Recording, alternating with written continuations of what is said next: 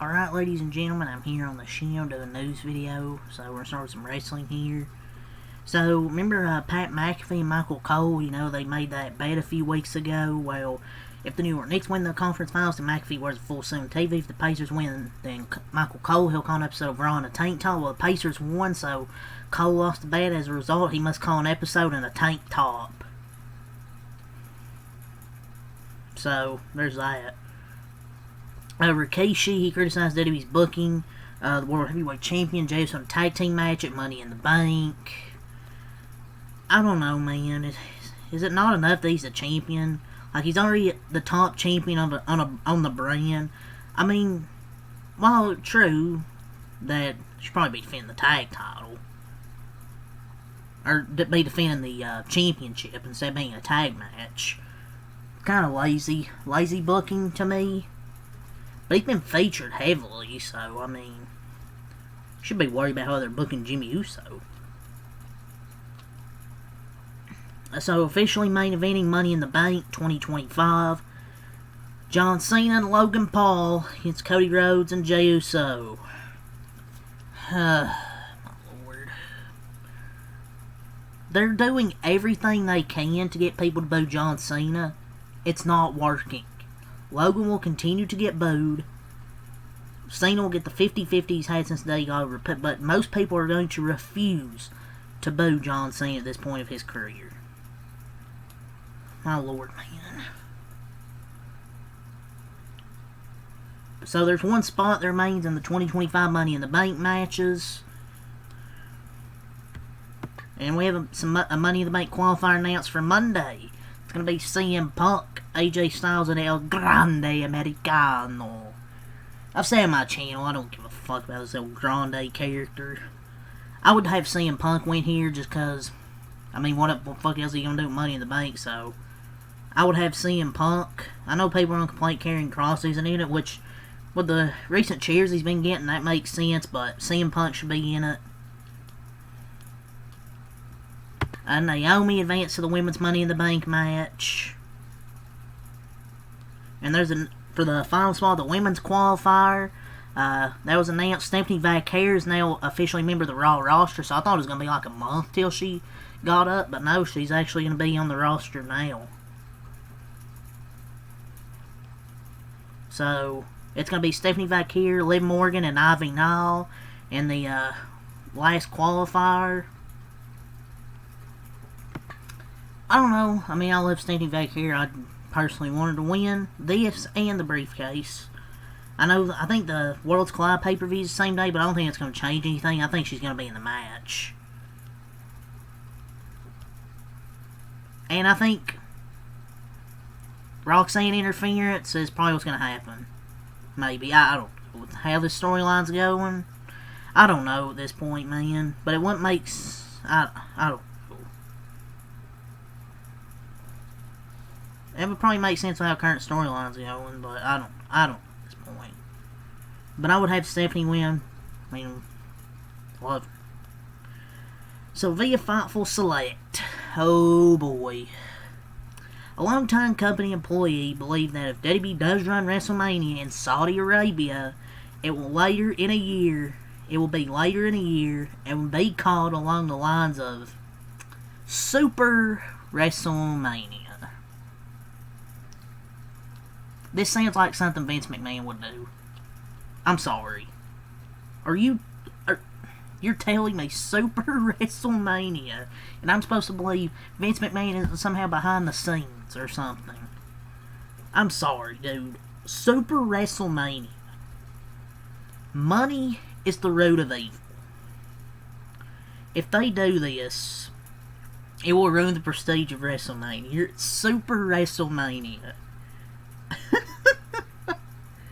Oh, dude, okay, I know the company exists to make money, but dude, it's WrestleMania. No one's gonna watch a fucking Super WrestleMania. Getting a Super WrestleMania, like that crowd's gonna be fucking wild. No, the crowds there suck. Oh my god, are you sure Vince McMahon isn't back? And you first thing I'll hear is he won't allow this. Yeah, he had the greatest Royal Rumble and WrestleMania Backlash and shit like that. For the love of God, no. Mariah May, she's been removed from the AEW official roster page. She's now a free agent, and per PW Insider, she's expected to join WWE in the near future. And I'm glad, because I like Mariah May. I think I watched her like YouTube vlogs or something before she joined AEW. Now she's going to WWE, which is great. It's going to help the women's division, and because Stephanie's now moving up. I don't know if she's going to go to NXT. Well, maybe, but we'll see. You could build NXT around her for a bit, for a few months, and then she goes to the main roster. We'll see, but I'll love Mariah May. So, Vince McMahon has apparently launched a new investment firm called 14th and 1 via WrestleNomics. It's pursuing opportunities in sports, media, and entertainment. Tell him to rest, man. People have stuff to do. This guy just refuses to retire. It's almost impressive he still wants to fucking work. Just relax and spend your final years relaxing, man. Like, goddamn. This guy's planning something big. I don't know what he's doing, but he's going to have something big. So, MVP and Wyatt basically talked about how he has no respect for Triple H, and talked about how he chooses to book a certain talent. He's like, you know, let's say Bobby Lashley was a two-time WWE champion. After he took over, he was reduced to the mid-card. Where's he at now? The mid-card, with the tag titles in AEW. And he basically he's talked about some issues. He says nothing to do with race. My issues have to do with him as a person and our personal interactions and things that he said and did that caused me to have zero respect for him. Basically, he says it has nothing to do with race, but ultimately it does. That's the average AEW talent. Look, people do this all the time on Twitter. Like, you shouldn't take it serious. Lashley's a mid-carder in AEW right now. He's not going to be in the world title conversation AEW anytime soon. And you could probably name white wrestlers that are not being pushed. It's not just race. I don't know what MVP fucking thinks, man. Look, I think Bobby Lashley's good, and they definitely fumbled letting him leave, but he's just not that big of a draw for me, personally. He's not in the main event now, so... Sure, you can disagree with how Triple H books, but he just sounds bitter here to me. That's just my opinion. How I feel about it. He says it's not about race, but ultimately it is, at least to me. Like, that's kind of just my opinion on it. Bobby Lashley's not doing anything really that important in AEW besides being a tag champion. So let's talk about some NFL news here after wrestling news. Congratulations to Dak Prescott and SJ on welcoming a new member to their family. So the 49ers and the Eagles are working to finalize a trade that will send Bryce up to San Francisco for a mid-round pick. The trade cannot and will not be processed until after June 1st. But both sides are working to make this deal happen. So the 49ers will be acquiring edge rusher Bryce Huff. Scott Hansen, the legendary Scott Hansen, he announced yesterday that he's returning for his 17th season as host of NFL Red Zone. So, more 7 hours of commercial-filled football. Commercial-free football. So, Scott Hansen is back. Love it. So Jackson Dart, first-round pick for the Giants, he signed his 4-year, $17 million contract. The Vikings general manager, Kwesi Adolfo-Mensah, signed a multi-year contract extension yesterday. The two sides have been working on the extension for weeks. So this offseason, the Vikings now signed their head coach, Kevin O'Connell, and Adolfo-Mensah to multi-year deals.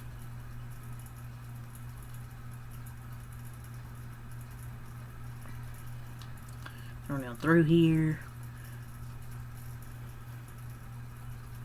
So, more about the Steelers' interest in Jonnu Smith. There's no trade like official, but they love Jonnu Smith, specifically the Steelers' offensive coordinator. He had him as a young player in Tennessee and then again with Atlanta.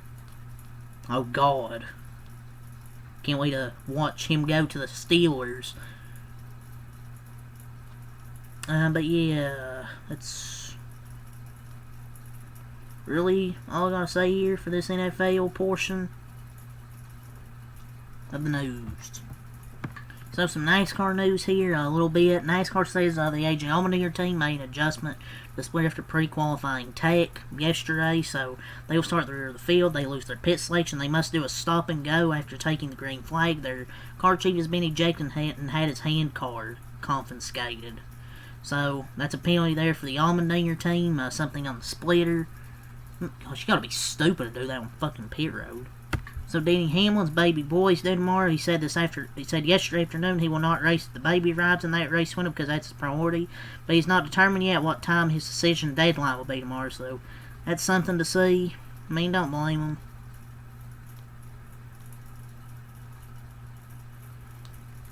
And Ryan Truex will be in Nashville just in case. So there's that. Daniel Dye got DQ'd after the Xfinity race. Something with the, I don't know what it was, but he got DQ'd. In the Cup race schedule, the NASCAR Sunday schedule, 6:30 prime for the pre-race, 7:19 the Cup race, 90, 95, 115 stage lanes, 73, 80 on fuel, 10 sets. It's going to be in the 80s.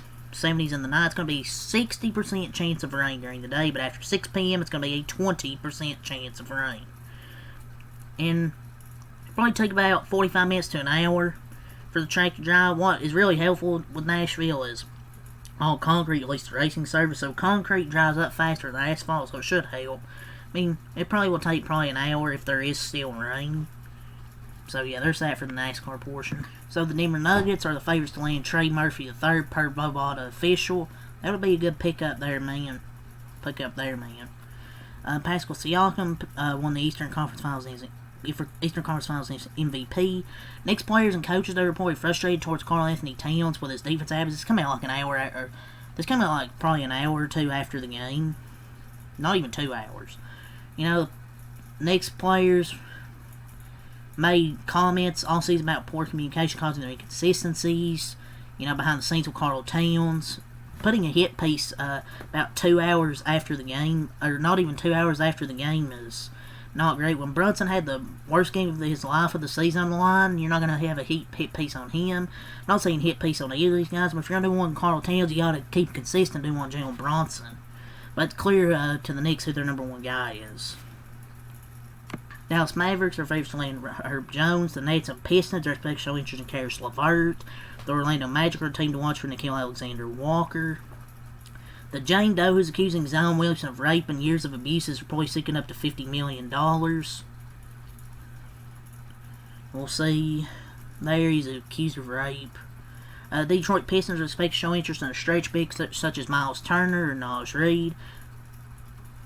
Mariah Mills was reportedly contacted Tony Busby as she considers filing her own legal action against Zion Williamson. Basically, she's trying to do a gotcha. The Minnesota Timberwolves are reportedly looking for an alpha and are expected to pursue Kevin Durant. Lakers are favorites to land Nickeil Alexander-Walker if he doesn't stay in Minnesota. Dallas Mavericks have the most negative fan base in the NBA. Makes sense. The Magic are favorites to land Darius Garland. Zion Williamson has been accused of rape and physical abuse in Los Angeles by Jane Doe, claiming to be his former girlfriend. So, that news came out a few days ago. The Pelicans don't have any untouchable players on their roster, apparently. So, yeah, that's all I'm going to say for the news. So, till next time, Malcolm. Peace, and I'll be here Sunday for Yankees-Dodgers series finale, that 3-game set. The NASCAR Cup Series in Nashville. I'll do a video talking about why I think OKC and Indiana is a great finals, and I'll explain why to the people hating on it, see if I can convince them otherwise. But yeah, peace.